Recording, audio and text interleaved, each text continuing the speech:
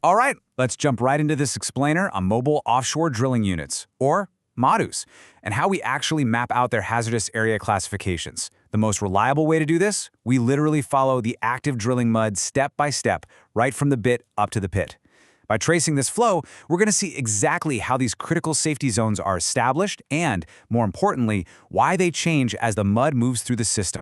So, follow the mud to find the zones. Why does this work? Well, every single drop of drilling mud coming up out of that wellbore is doing a lot more than just clearing rock cuttings. It is carrying dissolved and entrained well gas right along with it. Basically, where the active mud goes, the potential for explosive gas goes with it.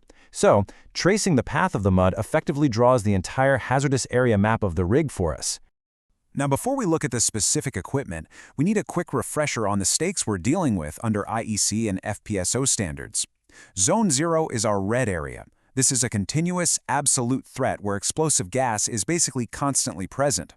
Then, right below that, we have Zone 1, our orange area.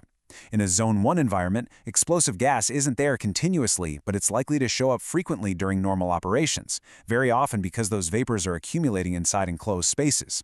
When you look at the layout of the mud system processing equipment inside an enclosed space, you are essentially looking at a treasure map of hazards. From the drill pipe coming up, flowing through the various tanks, shakers, and pumps, every single step requires a really deliberate calculation of risk. And that calculation is based on gas containment, air exposure, and room ventilation.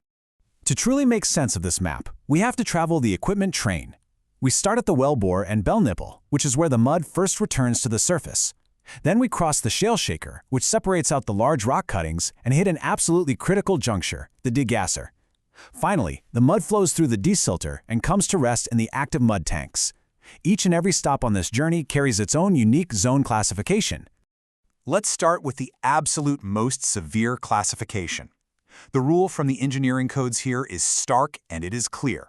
The internal spaces of closed tanks and pipes meant for active mud, running all the way from the wellbore up to the discharge point of the final degasser, are classified as Zone 0. Why?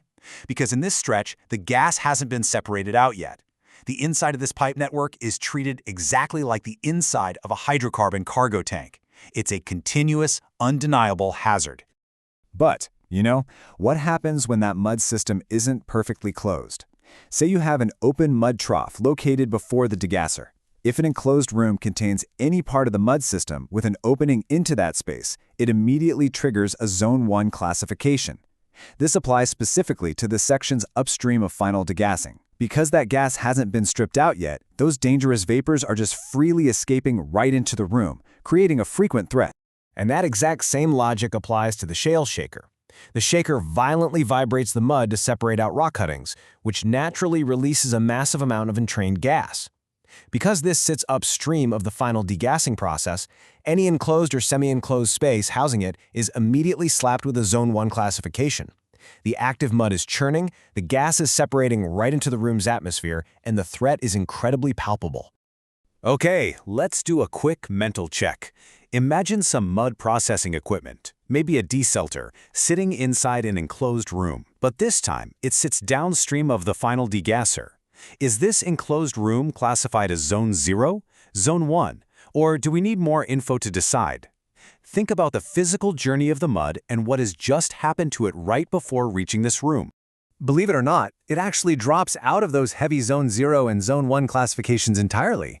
The final degasser is the ultimate dividing line on a drilling rig. Because the explosive gas has already been intentionally stripped out of the mud and vented away safely, the downstream mud is no longer a continuous source of severe gas release. So, spaces housing that downstream equipment generally don't carry those intense mud gas classifications automatically. Now let's look at the final destination, the mud tanks. Even though the heavy gas has been degassed by this point, strict rules still apply. By placing these tanks in an open, adequately ventilated area, the severe classification is kept strictly localized right over the surface of the mud itself.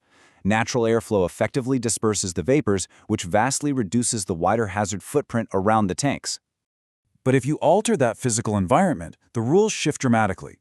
Take a mud tank, even a closed-top one, and place it in an enclosed, inadequately ventilated location.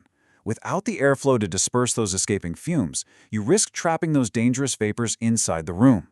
So what might have been a minor, highly localized hazard out in the open quickly turns the entire enclosed room into a significantly higher risk zone, simply because the gas has nowhere else to go.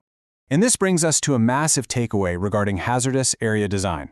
The exact same fluid in the exact same type of tank presents a totally different hazard profile based entirely on its environment. Open and adequately ventilated areas allow for gas dispersion, minimizing the extent of the classified zones. But enclosed, inadequately ventilated areas trap the gases, pushing those zone classifications outward to fill the space. You can't just look at the equipment, you literally have to look at the air breathing around it. So let's quickly recap the journey. Inside the wellbore pipes, we have a continuous Zone 0 threat. As the mud hits open troughs or shakers upstream of degassing, escaping gas turns those enclosed rooms into frequent threats Zone 1 areas.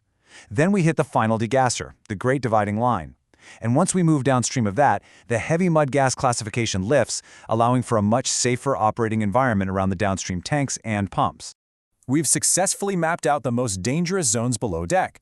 But what about the areas where the crew actually stands? Next time, in part 2 of this breakdown, we're heading straight up to the drill floor to explore how these incredibly layered rules apply to the open air and semi-enclosed spaces right under the crew's boots. Because if a slight change in ventilation completely changes a tank room, how does something like a wind wall change the drill floor? Join me in part 2 to find out.